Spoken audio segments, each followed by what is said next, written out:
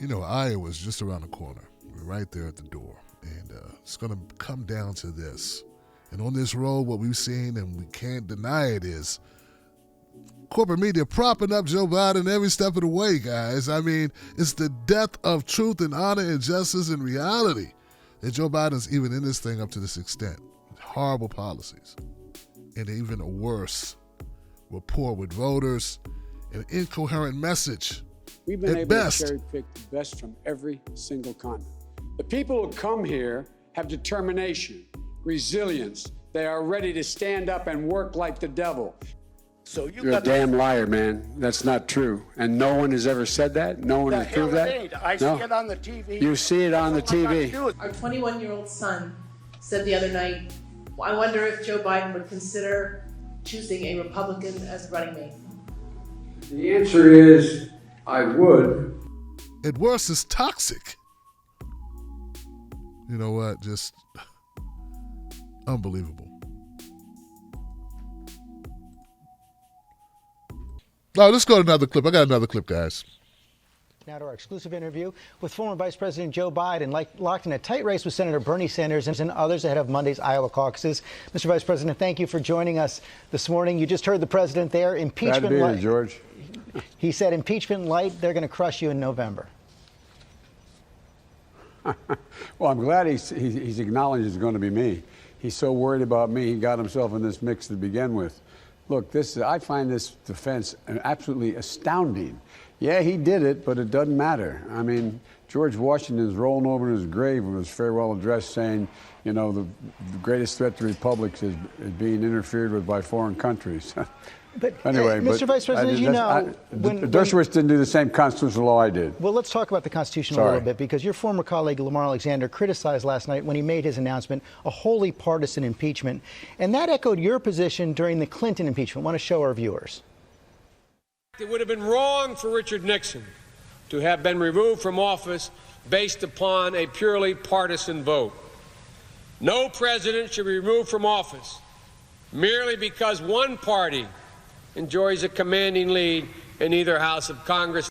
If a partisan impeachment was wrong in 1974, wrong in 1998, why isn't it wrong now? Because it's not a partisan impeachment. He violated the Constitution. Only Period. Democrats voted for it in the House and one independent. Well, that doesn't mean that the underlying facts, George, whether the Constitution's been violated. That's the issue. That's the issue. Was the Constitution violated? Even if it's a party line vote? Period. Even if it's party line vote, it just reflects on those who know, in fact, in their heart and their head, that in fact it's a violation of the Constitution to do what he did, and in fact vote no. That's party line vote, but that doesn't make it right. And a party line vote that is based upon something that doesn't relate to a constitutional violation is a different thing. Let's talk about Iowa looking ahead to Monday. You drew a pretty sharp contrast with Bernie Sanders yesterday, saying, I'm a Democrat, and he says he's not. But here's the pledge Bernie signed when he announced his candidacy. It says, we're showing our viewers right here, he signed it. It says, I'm a member of the Democratic Party. I will run as a Democrat. So why are you questioning whether he's a Democrat? The context of the question was different. They were asking me about a bunch of things about what Bernie was saying, and so the context was different. Look, Bernie is a Democrat. Bernie he calls himself a democratic socialist.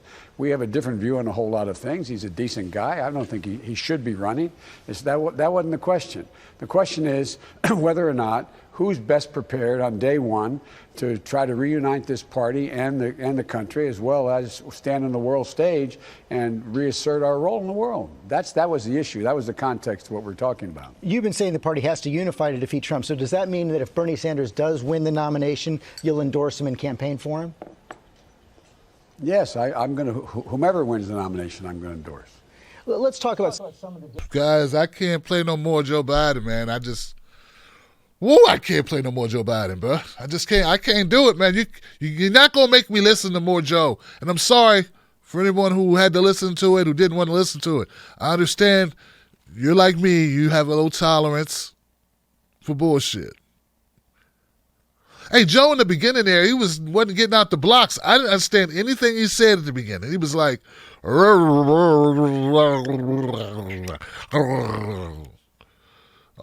just I don't think his brain was ready for the interview. And then he started with the same old talking points. Hey, listen, guys, I think Trump would rather run against Joe Biden. Frankly, I think that Donald Trump will run circles around Joe. That's just what I believe, just based on stuff. And I think there's a litany of information out there that's negative about Joe.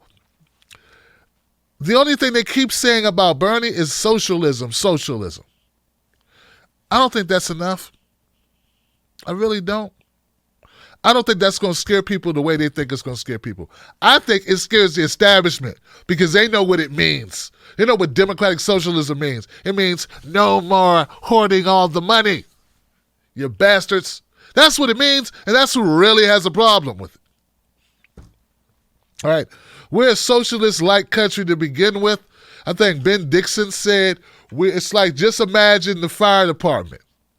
Like, we're that country. We're a country, fire department that is a public good for everybody that helps everybody's lives. It's run by the state, right?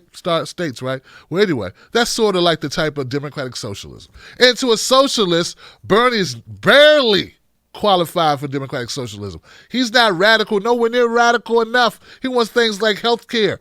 So there are countries that have it that you would not call socialist countries. But suddenly it's socialist to want what other countries have that are not socialist countries.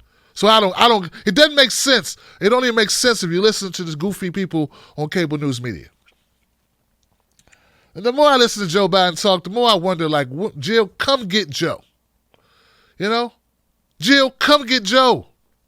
Seriously, come get him. Come get him, go out for ice cream, take a spin in the vet, and just chill.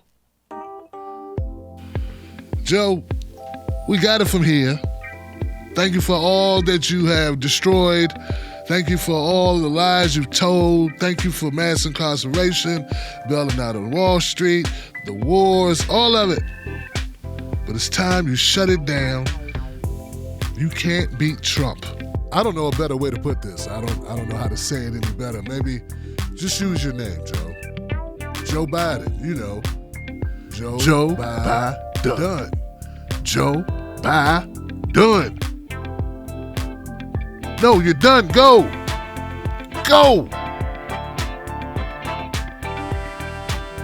Joe Biden, take your ass home, sit down somewhere. Get somewhere and sit down, Joe Biden. We got a primary to wage. And we need you out the way, sir. You are not helping the American people.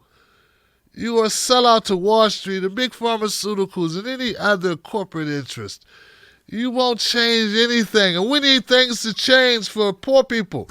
Senator Nina Turner said it best, if nothing changes for the billionaires and the multimillionaires, and nothing changes for Big Mama down the block, nothing changes for seniors who have cut their medications in half, and nothing changes for all the children that live beneath the poverty line. If nothing changes for the CEOs of the tech companies, then nothing changes for the communities that are ravaged, that got bad water or bad air or living in bad circumstances.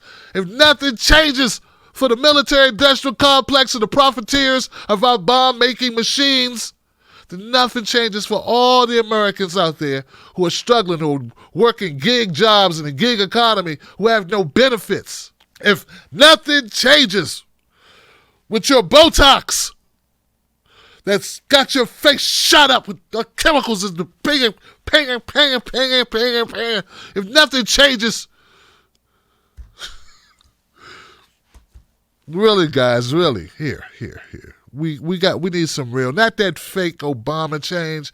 We need the type of change that's literally will be felt by poor people, not just the bailing out of Wall Street, but the support and the upliftment and the betterment of Main Street and of the streets. That's what we need, and we gonna fight for it, man. We gonna fight for it. Become a member of the Tim Black Wolf Pack at patreon.com. Tim's Take Live. Also, stay on the lookout for more content at timblacktv.com.